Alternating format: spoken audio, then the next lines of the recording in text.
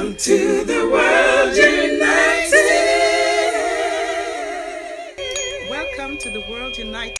So our next speaker is Marie Alessi, and founder of Loving Life After Loss. And Marie is a mother of two boys, a best-selling author, influencer, and speaker. And after her husband passed from a brain aneurysm, she found and created her way back to joy. I love that. She instinctively knew it was the only path worthy for her young boys. And her husband had taught her this concept of two choices. And this one was made in his honor to make him proud. Marie has become a shining example of choosing love over fear and sadness.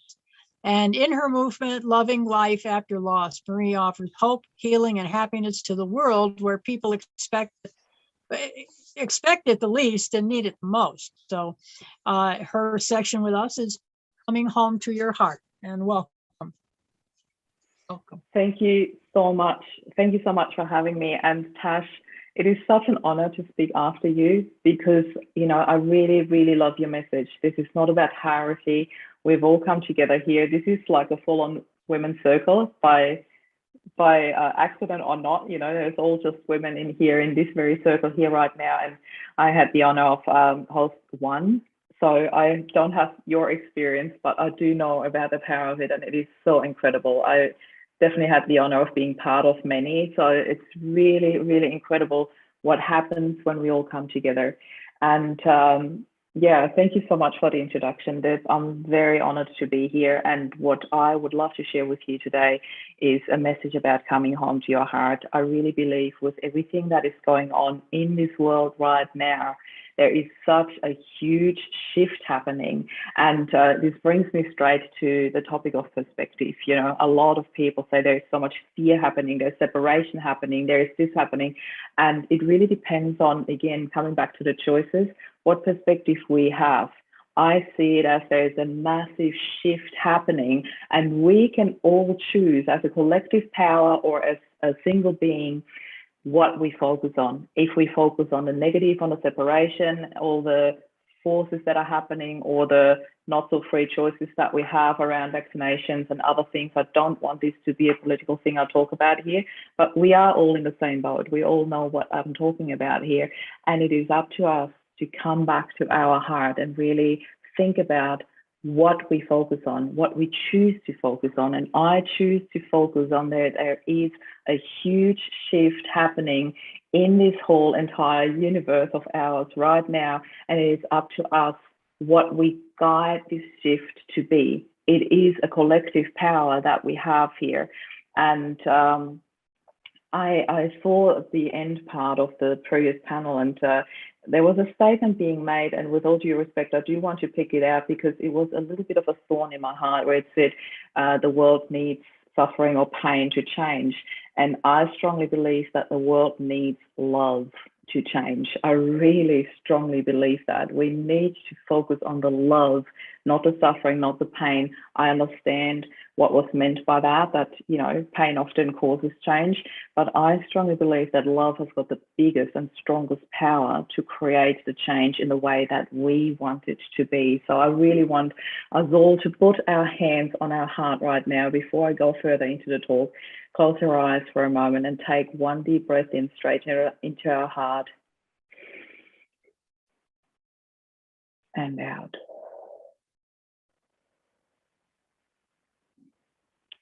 How beautiful is this? This is so peaceful, and one single breath can really bring us back into our presence, into our heart. And when I want us all to think about this. Where are you at in your life right now? What is your status quo? I really want you to take a bit of a status quo right now in terms of who are you? What do you do in your life? What difference do you make? What difference do you want to make? What is it that you do? Not to define you by labels, but to see and to check whether you are in alignment with your heart or not, in alignment with your message. You know, we so often choose a job, a career by what we were taught by our parents, what we were taught by society, what makes more money, what makes more this, rather than really coming back to, and you may open your eyes, but you can stay there if you want to, coming back to our true calling. And this is what this is all about. This is what I want my talk to be about, to leave you with an idea and with ways to how to connect to your true calling. So when you take a focus away from what you do, what you've chosen as a career, are you a mom? Are you a wife? Are you a sister? Are you a daughter? Spread it out a little bit further into your circle rather than just the career, into your family, into your friends, into your entire life. Who are you right now? What impact do you have in the world right now?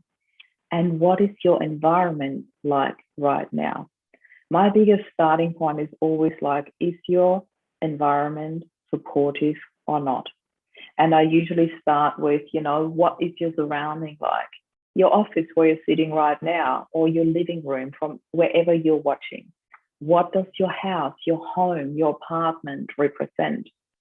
My mom often used to say, bless her for it, your entire apartment, your house where you live in is a reflection of your emotional state. And she was always spot on. We can often see when our life is in turmoil. After Rob passed, I lived in absolute chaos for about 1.5 years. I had no idea how to get on top of it. And I want to share, I know time has reduced you, but I want to share a very quick side story to that. Rob and I had taken one entire week off together to declutter our garage, to declutter the entire house. And we knew that together in a week, we could do all of that. It was easy, it was a job that we had standing there, and we wanted to do it because my mom was due for a visit from overseas. And we had planned to completely declutter and go through things that we had, kept over the years that we don't need. And he passed away 4 days before that week. We never got around to do it. And everything was left for me to decide. And all of a sudden, a whole lot of things that were clutter before were now things with emotional attachment, things that meant something, things that Rob had worn or used, or, that all of those things now had emotional attachment. So they were not clutter anymore. And 1.5 years into it, I actually started working with a professional decluttering lady, and she was such a lifesaver because she came in with her heart. She really felt where I was at. She knew what I needed. The beautiful book, I have to mention her, she came into my life and really took my heart, and she held space for me during this decluttering process. So I wanted to share this little story because I thought when we talk about coming home to our heart, no matter what you do in your career, even such a job like a decluttering lady, just to pick one example of so many, what a huge difference she has made in my life because she came from the heart. And this entire talk I'm delivering here in those few minutes that I have with you in this sacred space that we share, I want you to take this one thing away. Whatever you do, have the intention to work from heart to heart. Whatever message you share, whatever you do with your career, with your life, make sure that you come from your heart. So when we come back to our environment, when we think about who is supporting me in my life right now, are they supportive of keeping me stuck in who they think I am supposed to be, of who they want me to be to serve their life better? Or are they supportive of me growing into the person that I feel I need to be to make a shift in this world that works for the greater good of all of us? To create a shift that brings people back into this space of their heart, of love, of sharing and connecting from a space of love. Is your environment supportive of that? Is your environment holding space for you to shift into that person who you need to be? So that to me is just a bit of a status quo. Have a look around and see where people are at. With all this fear, this separation going on in our lives at the moment around us, we can choose how much we let this affect us or not. Fear triggers separation. Fears trigger you to separate from your heart, to get out of alignment. Don't allow this to happen. And when it does, notice it, recognize it. For me, there's always this beautiful triangle that I talk about: see it, acknowledge it, heal it. Once we see it and acknowledge what's going on, we can heal it. We can adjust it again. It is in our power. Don't forget how powerful you are. Often we think all this power is outside of us. External forces, the government, whoever are making these decisions for us. We forget how much choice we still have within that. And often when we feel we are not left with much choice, we often forget the very important choice of how we respond to it. There is such power in how we respond to things. Do we turn into victim mode? Do we turn into poor me and I can't change the world, or I can't change the situation? Or do we turn into, why is this happening for me right now? What am I supposed to do with this? What am I supposed to shift through that, to learn from that, to help others feel empowered, or feel the hope? You know, we can look at everything from two different perspectives. I always choose the perspective of hope, of healing, of happiness, of shift, of change, of what can I do differently, and be a shining example for others to come home to your heart and work from that state. Since I've opened the movement Loving Life After Loss, I had 2 burnouts, and both times it was due to the fact that I was out of alignment. And due to the fact that I forgot, through all this giving and helping others and being the shining example, to actually really be the shining example and allow people into my life as well. I was so hung up on this. I need to be the lead. I need to help people. I need to be the shining example, that I forgot to allow myself to receive. And that, to me, coming back to Tash, you know, it's so often a female topic in these women's circles, the allowing ourselves to receive. As women, we are natural nurturers. We are natural caregivers. You know, I'm a mama bear too, so I've got 2 young lads. And, you know, I did my all and everything to be there for them. And after their dad passed so sudden, I knew I needed to do whatever I could in my mind, in my heart, in my power, to create the happiest life possible that I could for them. I held space for their healing. I held space for their tears, for them falling apart. And I had forgotten to allow myself, for others to hold space for me when I fell apart. So I really needed to see this, acknowledge it, and heal it, so that my boys could learn it is okay to fall apart. It is okay to be sad, and it is okay to every now and then feel broken. And that, to me, was really one of the biggest things that I learned from it. So check your surroundings, see how supportive they are of who you feel that you need to and want to be, so you can work from a space of alignment. Be very selective and also nurturing with those who are not supportive. You can choose who you allow into your life. You can choose to come home to your heart. You can choose what footprint you want to leave behind in this world. This is your choice. You were born with such an incredible gift. And very often as women, we already feel it. We've got this really strong intuition, and yet we still play small.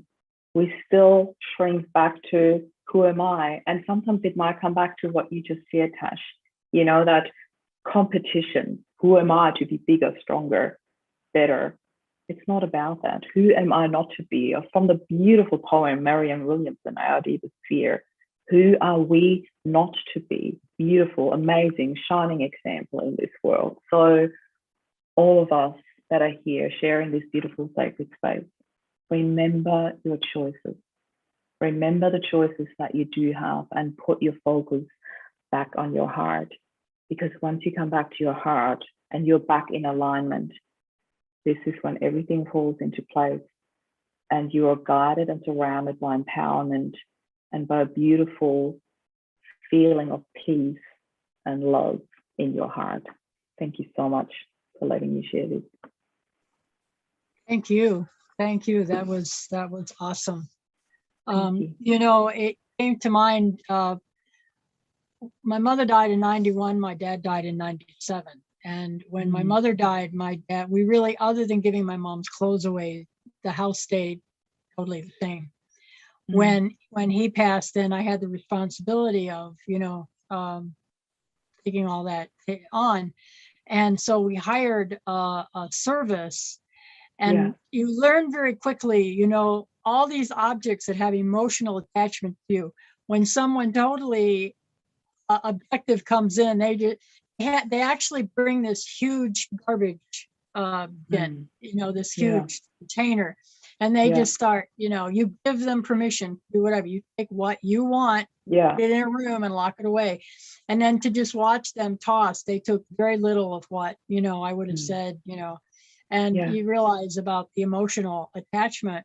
But the message that you have too is so powerful, because are we trapping ourselves into, the idea that the environment is supportive of who and what we want to be. And absolutely. Grandmother Parisha talks And about nurturing. writing your epitaph. How do you how would you like to be seen? What is it you want to be remembered? And then saying, absolutely, are you this? Are you, and go from there. So awesome. Awesome. I love your message. And again, let me share. There we are. There you are. Okay. Thank you so much. I appreciate it. Thank you. Those will be emailed to you guys. Thank you. Stop share doesn't work quite as fast as the other one. My apologies.